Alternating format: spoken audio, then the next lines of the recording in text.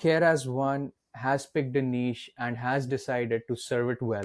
Welcome to today's episode of the Seven Figure Journey podcast. I am David Gilliland, one of your hosts.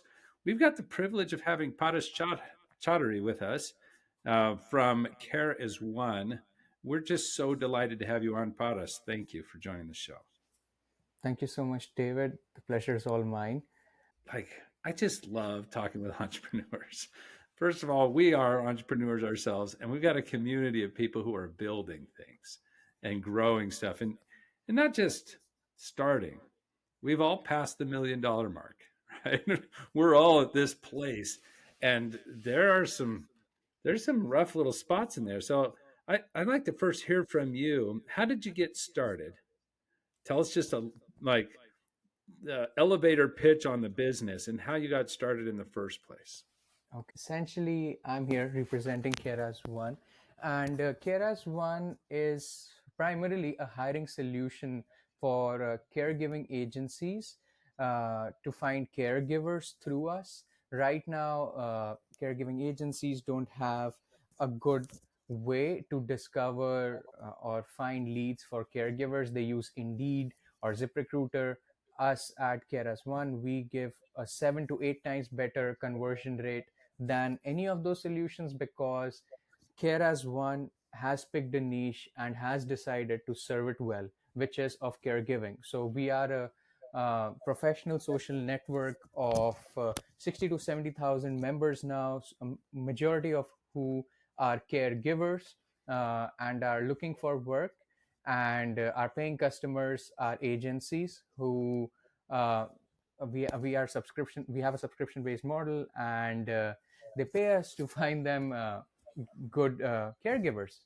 And like I was sharing with David, caregiving is a space which has a very high turnover. Uh, Agencies are always hiring, and that is so because they're not hospitals. They're not limited by physical space or number of beds. The more caregivers they can hire, the more patients they can serve, more, they can push their revenue up.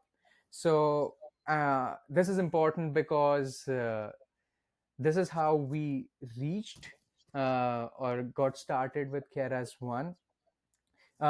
We started a business, a job board, a place where you could post jobs, find people, and we thought we could do it well. We could make it more humane with vetting and all those things. But unfortunately, when we started, COVID happened, and during COVID, almost no businesses were hiring for the sort of people that we had on our platform, essentially hourly workers and things like that. But I think that was God sent. It was one of those things that feel unfortunate in the moment but are actually good for you.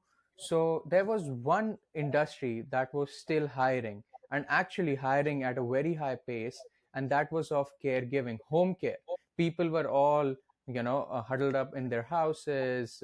Nothing was happening outside. So what they were looking for were, caregivers. And where do they go and find caregivers? They go to caregiving agencies. So essentially, there was a burden on agencies to provide caregivers, and hence they were trying to hire more caregivers. So essentially, we started very general, and then we found a niche for ourselves. And once we did, we were like, this is it, this is our product, this is our space, we will serve it well. And that is how Keras One came to be. And yeah, it's been a ride since then. Well, that's great. In that ride, in that struggle that you have, I imagine you and your partners have learned a few real key things, some things that really helped you at this stage after you pass this million mark. What are some of the things that are just really helping you succeed and move forward now?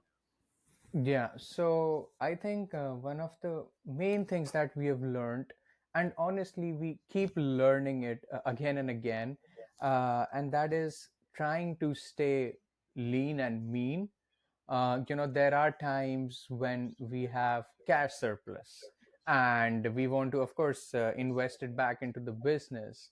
And we think of all these new fancy things that we weren't doing before and were doing just fine not doing them, that we decide to do all of a sudden.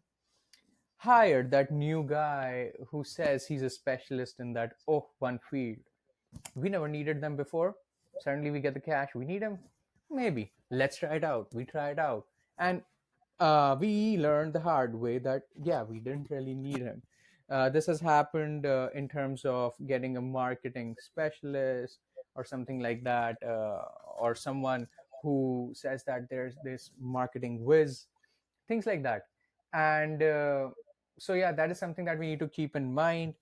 And another thing that so I'm the CTO and technical co-founder of Keras One, and something that I always make sure uh, is the case is we keep our tech costs low, and we do identify as a tech company. It's a professional social network, a website, app, and everything. But these tech costs can really add up.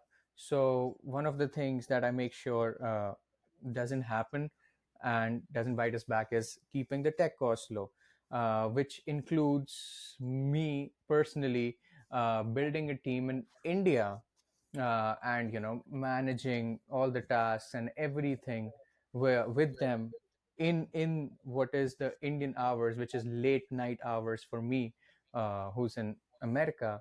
But if that helps me and my company keep the costs low, I think it's worth it.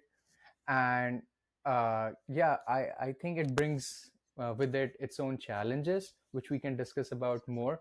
But yeah, my favorite thing from this journey has been trying your level best to keep it just lean and mean.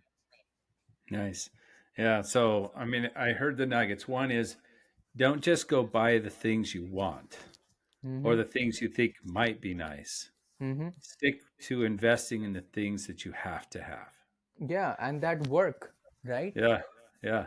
And then the second one was get creative as far as staying lean and mean, especially when the cash is flowing.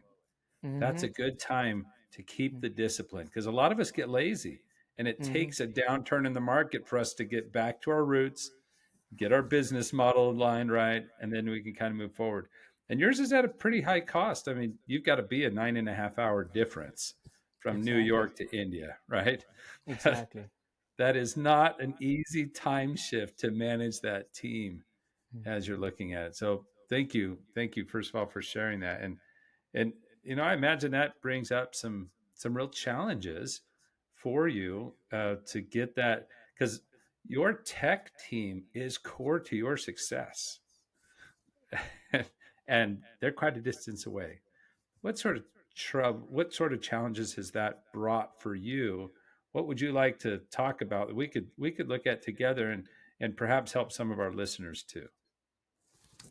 Definitely. So, of course, a little background on me here. So I came to the States to attend Columbia University. I have a degree in computer, a graduate degree in computer science. So yes, I can code. I can code well, but it's a big company now that we have, and we need more people.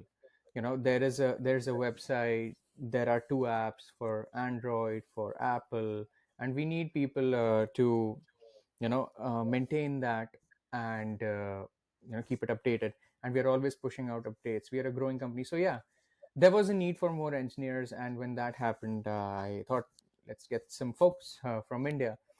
For a lot of businesses, that could be a challenge because there's the whole language barrier. But luckily, I was fresh off the boat. I still remember and can speak my mother tongue. So we didn't have that, and I could at least communicate. And the next thing that we had to tackle, or so I thought, was just the time difference. But I think what I can say here is that it's not it's never as simple when you're hiring employees, uh, because they if you get lucky, then they are willing to take ownership. They feel the pain, they work hard, like they have some skin in the game, which honestly, as founders, makes us want to get some of their skin in the game, offer them equity or something like that. But when that is not the first thing that is offered, or even sometimes when you do offer it, people don't operate that ways, and that That's right. problem just gets worse and worse as they get more and more layers to hide behind, another layer where they can get rid of a little more responsibility, things like that. So I think so many businesses nowadays after COVID are pushing for a return to office, and I feel I understand why they want that, because it brings in a certain feeling of being responsible for certain tasks. If I'm the boss and if my employee is there and he knows he's going to see me during the day, he feels Yeah. responsible for some of the tasks that he knows he had to do, which I assigned to him, things that were delegated. But the farther away they are, the lesser you talk, the lesser and lesser responsible they feel. And I feel the ownership level just keeps on decreasing. So like I shared, there's a time gap, there's of course there's the geographical distance. I'm not meeting them, I'm not talking to my engineers as much. And if I'm not careful, if I do not hire and develop the best, I do end up with some people who would do what could be called the bare minimum, Yes. right? and No, and good companies are absolutely. not built on bare minimum. That's a, right. a decent company can keep running on bare minimum, but when you're building something, bare minimum is not enough. Sorry, David. Yeah, go ahead. No, I agree 100%. Like, let's be honest, none of us can afford to have team that are doing bare minimum. Not at Correct. this size, right? You get 1 to 10 million in revenue. If you've got a, any chunk of your team doing bare minimum, that's your profit margin right out the window. That's your sanity. That's your ability to sleep at night. Just disappears. Correct. And and yet I bet most of us have that, even with those that have employees in the office with them. Same language, live in the same town, see each other every day, right? It's this, Definitely. how do we get the ownership level? So let's just talk about value really quickly. So Mm-hmm. if you've got someone doing bare minimum, they're basically saying, I'm doing just enough so my paycheck doesn't disappear, to where you're not so uncomfortable with me that you'll be willing to do that really uncomfortable thing and fire me, Correct. right? Correct. And so it's this fine line of nothing worthwhile is happening. Mm. Now, and then there's, okay, I'll work hard as long as you're in front of me and you're around me, I'll work hard. And that's nice. That's a step up. And then there's this ownership mindset level, which is, I want to solve this problem. I want to have this impact. And so when I'm showering and just thinking, I'm at home cleaning up, whatever, what am I thinking about? I'm thinking about solving this business problem, taking care of this customer, fixing this line of code. Like, I'm puzzling on it because I care. Let's just talk about the value. You've seen different employees. How much does a bare minimum employee cost you in productivity, in growth, in what could have been, um, and just in your own peace of mind? How much do you think that costs you to have a bare minimum employee? Oh, like you said, that was a very good thing that you said. I'm sure I'll use that somewhere. That when you have a bare minimum employee, that person is literally eating into your profit margin right there, because then you are technically, if I was to be conservative, I would say I'm paying for two people. Why? Because I'm paying this person who's not doing his job, and then I'm paying for this other person that I get who is doing his job. And god forbid the bare minimum guy is the sort of person who's also irresponsible, and he's messing things up because he doesn't feel the pain of Everyone's fixing their stuff. Yeah. exactly. So that is worse. So even in the best case scenario, when I have a bare minimum employee who's doing bare minimum, I'm already paying 2x what I should be paying, and it just gets higher and higher from there based on how bare minimum he is. I don't know if Yeah, that makes yeah. sense, but you know, I love that. I think hmm, you've identified the cost really well of the bare minimum one. They're not hmm, doing their job. Someone else has to do it. And the stuff they're doing often has to be fixed. So it's actually costing extra people. And your management time, ugh, it's a exactly, pain. You have to tell them exactly, everything. Okay, definitely. move to the next layer. Our next layer are our I'll do the work as long as you're standing there. So these are Mm-hmm. people that they'll work hard while you're around. And Mm. when you're not, they can finally relax. Yeah. They do need that face time. And while they've got the face time, they work pretty well. They're about a C level employee, Mm. maybe a B plus or B minus. You know, I mean, Mm. they're going to be somewhere in this B, C range, Mm. not your A performers, right? Mm. Um, and let's say that they work and they probably earn you double what you pay them, Mm-hmm. but because they can only be managed when you're there, and when you're present, you can only lead four of those people, maybe five, because there's too many. So they Definitely. produce at a level of 2x, Mm.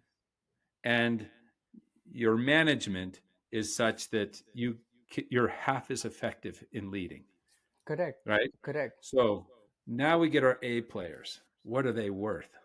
Right? So look, these A players, like I think of that engineer in India that Mm. has that ownership mindset. Do you have to be on top of that engineer every day, or can they're just like running, they're doing? They're doing it. The only thing I feel which I have to do well, which I am comfortable saying is very much my job, is every now and then translating the business requirements and just walking him through. Yeah, And after that, it's off to the races, right? yeah. Your And that direction setting, your direction exactly, setting. So you could easily lead twice as many people in the last scenario. You could easily lead 10 engineers definitely. because it's smaller touches. They take off, and is that engineer delivering 2x their value or more like 10x their value? I think I don't know how many people have heard this, but it's always said that if a company is paying you this much salary, then it's safe to assume you are at least making 10x of that amount, right? That is how they're affording you. That is how they Mhm. justify your presence in the company, and that's how they stay profitable, so on and so forth. Again, this could be an exaggerated number. This is something that people throw around, but what I'm saying is the person becomes critical. Yeah, His worth then is not valued by what his paycheck size is anymore. Instead, it becomes about what percent of the company the person is. That's what I meant with when I said a person who is self motivated and comes with the right mindset eventually earns that skin in the game for himself. that's right. The Yeah. feeling of having some skin in the game precedes actually having the skin. Absolutely. You uh can never buy that skin in the game, can you, out of exactly, people? exactly, Yeah. They've exactly, got to choose to put it in first. And then we can you absolutely exactly, can open that up. But let's talk exactly. through now. So the value again Hmm. is insane. Hmm. I mean, the difference is like, I mean, we took multiple layers. Hmm. It's like someone who really takes ownership and Hmm. has skills, Hmm. who have both of those things going for them. Hmm. Those people are worth Hmm. 10, 20 times what others really produce in so Yeah, many ways because of everyone else's time it saves and how much better the exactly. process is run and how much they produce. Just so much. So so the question is then, so how? We can't buy it. You can't just give stock and all of a Hmm. sudden they feel like they have ownership and they act that way. They've got to get in there first. And here's some of the things we've found. Hmm. We found that human nature wise, first of all, let's take the money off the table. Let's Yes. assume they're being paid enough to take care of their needs and some of their Hmm. wants. Hmm. Okay. Correct. So if we haven't taken that off the table Hmm. and they're just suffering there, Hmm. then and they can't see a way forward in their pay, then they'll do the minimum here Hmm. and have a bunch of side hustles to try to make Correct. sure that they manage the rest, right? Correct. So let's assume that you're paying enough to take care of their needs and some of Hmm. their wants, Hmm. that we can take some of that off the table. Hmm. Then, and that's like a hygiene factor. Hmm. Now, as we start saying, now let's tap into the potential of Mm-hmm. people and get Mm-hmm. them to want to own. Mm-hmm. We've found that people need to have a sense of meaning or Hmm. purpose. Hmm. They need to find belonging, and Mm-hmm. they need to know that they're contributing Hmm. directly to something, right? That they Hmm. matter. Hmm. And Correct. so we call that a vision, and we wrap Hmm. it up as purpose, core values, and mission. Hmm. Hmm. And then their role needs to be tied to that, to where they see the work I do every day Hmm. has this impact. Mm-hmm. Your industry is kind of cool Hmm. because I can pull some purposes, and this isn't the right way to do it. You would do this with your team. You would say, Mm-hmm. what do we care about? But Mm-hmm. let's say this was the David Gilliland show for a little bit, and it was Okay. mine. I mean, it's care is one. Hmm. Care. Like, I'd look at it and be like, there is a dearth, a huge deficit of care providers getting to the people who most need them. Correct. Correct. We have this massive impact. Yeah. And so I would look at it and be like, okay, so my purpose is to help people Hmm. find the caregiving they need Hmm. for dignity in life. Hmm. Because that's what the Correct. caregivers do, right? They bring dignity, they bring care. They don't just throw water on somebody to bathe them. They kindly take care of them. They speak with them. There's just this power that comes from it. So we have a chance to bring care, to bring true care Hmm. to people, to all people who need this dignity thing, right? That they want to have this experience, but something about that. You guys would do better. You'd work on this for a while. You'd wordsmith, you'd think about it, and you'd be like, yeah, that's what we're about. Or Yeah. we're about, we make connections. We love making connections. Mm-hmm. The giver and the receiver, we connect the giver and the receiver in a Mm-hmm. beautiful way. That's our Mm-hmm. purpose. Then there's these core values. And, I know one of your core values is lean and mean. You've said it so many times. I know Yeah. lean and mean is a core value for care as one. There's Mm-hmm. probably some others though too. And there Definitely. and it's kind of the way you do business. So you would take time to identify that. Mm-hmm. And then we would come down and we'd say, so what's our mission? Our Mm-hmm. mission is directly aligned with the purpose. And it might look like something as um, to connect 500,000 or to make 500,000 caring connections Mm-hmm. by the year 2026. Mm-hmm. It's clear, it's defined. Everyone knows if we hit it. And your team members, every time a sale is made, every time a new group is brought on, all the new people that add, we're marching along and marking it on the wall, or we're seeing Mm-hmm. it show up on our dashboard. And everyone's like, yeah, let's push, let's make this better, let's make this more accessible because it's going to be a 500,000 by end of year 2026 or 2 million by end of year 2026. Whatever it is that's a stretch that the team's like, I think we could do it, but that's going to be hard. That's where Yes. the mission is. So now we're doing something that we see as very worthwhile. It's in line with our purpose. We're finding meaning at Mm-hmm. work, Mm-hmm. and we're working with a team of people that we really belong with. Yeah. It feels like the family I'd always hoped for, kind of thing, right? Like we Definitely. just match and we thrive off of it, and so we move so much faster Definitely. because so much drama is gone. Exactly.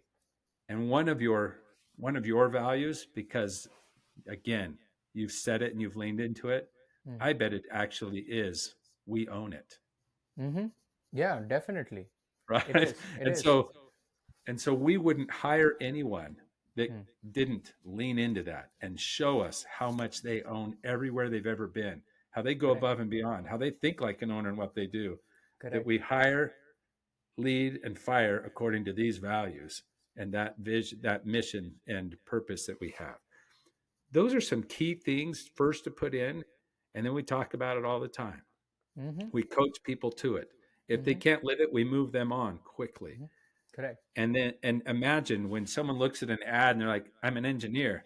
And Mm. they're like, yeah, we're looking for engineers who want to create caring connections around the world for Mm-hmm. people who most need it. And Mm-hmm. like, what is this? Kind of weird, but Mm-hmm. But I'll tell you what, if they were engineers who had a grandmother or grandfather living at home with them, Exactly. they would get that right away. They'd be like, I can use my talents to help because that Yes. was really hard. And when we had the right caregiver, it made all the difference. And for a long time, we couldn't find anybody. It's I very would I would put interesting. time into that, Yeah, it's right? very interesting that you brought that up because that is one of the common threads that keeps a lot of the caring members of the team together, the Yeah, co-founders, and also one of my best engineers. So we are all South Asian. We are almost all of us from India. Either they're still in India or they're like me, fresh off the boat. But the other two co-founders, they're also like they're second generation Indians here. Like their parents are the ones who moved, and there is that sensibility. In India, yeah, back in India, we all of us stay together. We don't really have a culture of old age homes. The that's we right. The like to family have lives our together. we Yeah, live together. We take care of them till their last dying breath, and we take pride in that. yeah, We are happy to get the opportunity to serve someone in that capacity. And especially me, I was raised by my grandmother. I have her photo right here. If I could yeah, turn the webcam, I would have showed it to you. And I lost her last April, and that is something that you know pushed me even harder into this direction of making this product and this journey happen. And yes, this is a value, this is a core value. You have to care, and yes, we share this narrative, this company value with everyone that we're trying to hire or even talking to. And when we say care as one, the caring part has so many meanings.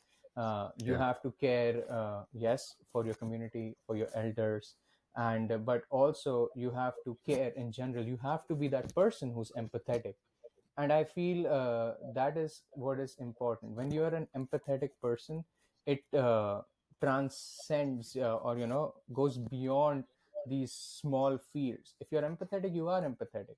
You are empathetic towards the product or feature that you're building. You care for how people will use it. You care if it doesn't work. You care for the person you're reporting to. You care for people who you hire now and probably have to delegate further to. So I think caring and that empathy is important, and it's definitely a core value, which, without even my saying, you That's right. landed on, I which can is hear it amazing. in there. Now the Mm-hmm. question is does every employee know it?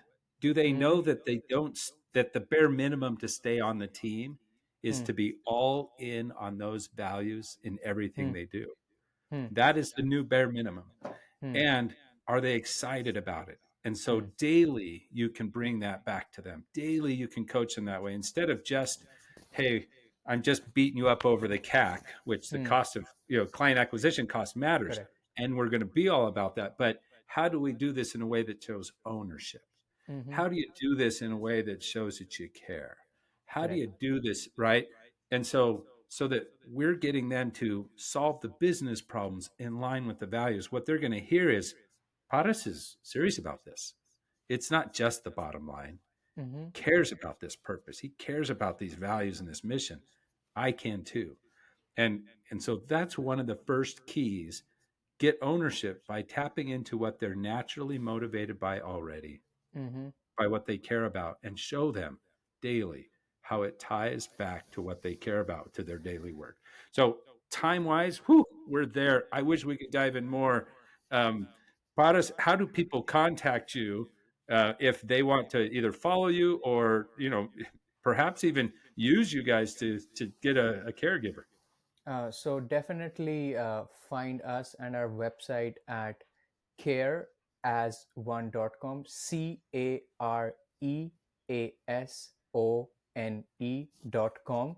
That's us, careas1.com.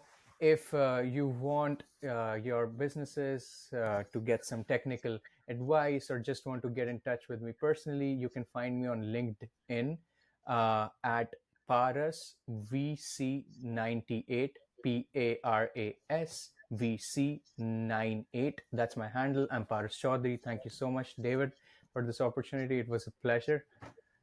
Well, And that wraps up today's episode then of the Seven Figure Journey podcast, where we explore the ins and outs of the seven figure journey. And Paras, thanks again. I mean, that was just great. We loved having you on the show. For all of you listening in, share, like, do all those things in the social media space to get other seven figure business owners to be able to participate and learn with you. Keep striving, keep learning, keep caring, and keep pushing towards your goals. Until next time.